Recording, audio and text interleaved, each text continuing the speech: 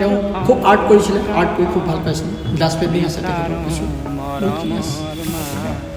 প্ৰথম চিনেমাখন বনাইছিলে কাজিৰঙাৰ ওপৰত, প্ৰথমখন। মুঠতে তেওঁ 32খন চিনেমা বনাইছিলে। তেওঁ চিফ মেডিকেল অফিচাৰ আছিলে টি গাৰ্ডেনৰ, আৰু তেওঁ প্ৰকৃতিক প্ৰেমী আছিলে। তেওঁ আচলতে প্ৰকৃতিক খুব ভাল পাইছিলে।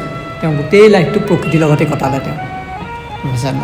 তেওঁ প্ৰথম আহিলে, আহি আপোনাৰ ডিব্ৰুগড় চাবুৱাত থাকিলে, এই চিফ মেডিকেল অফিচৰ পোষ্টত চাকৰি কৰিলে। তাৰপৰা তেওঁ ট্ৰেন্সফাৰ কৰিলে বোকাখাট নাহৰজানৰ পৰা গোলাঘাট। তেওঁ গোলাঘাটতে ৰিটায়াৰ হ'ল, আৰু ৰিটায়াৰ হৈ পেলাই তেওঁ পেঞ্চন নল'লে।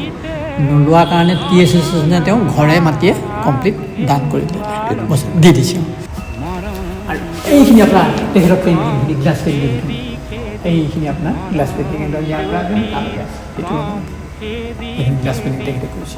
শাড়ীখন লৈ আহিছিলে, ডক্টৰ বেনাৰ্জীয়ে ভাল দেখিলে, দেখি পেলাই কি কৰিলে, তেওঁক বেলেগ এখন শাড়ী কিনি দিলে। শাড়ীখনৰ কি কৰিলে, ফলছটো কাটি পেলাই ধুনীয়াকৈ ফিনিং কৰি বনাই।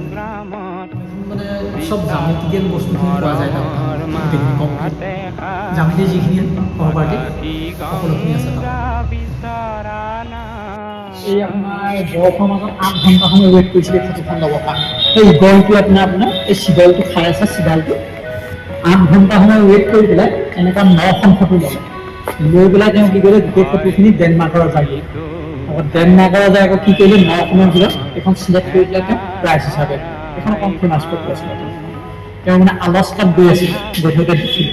আৰু তেওঁলোকতো হাতে থাকে আৰু বনাইছে নাই, তেওঁ ড্ৰেছ পোছাক পিন্ধি বৰফৰ মাজত সোমাই দিলে। সোমাই 8 ঘণ্টা ৱেইট কৰি এখন 9খন ফটো লৈ লয়।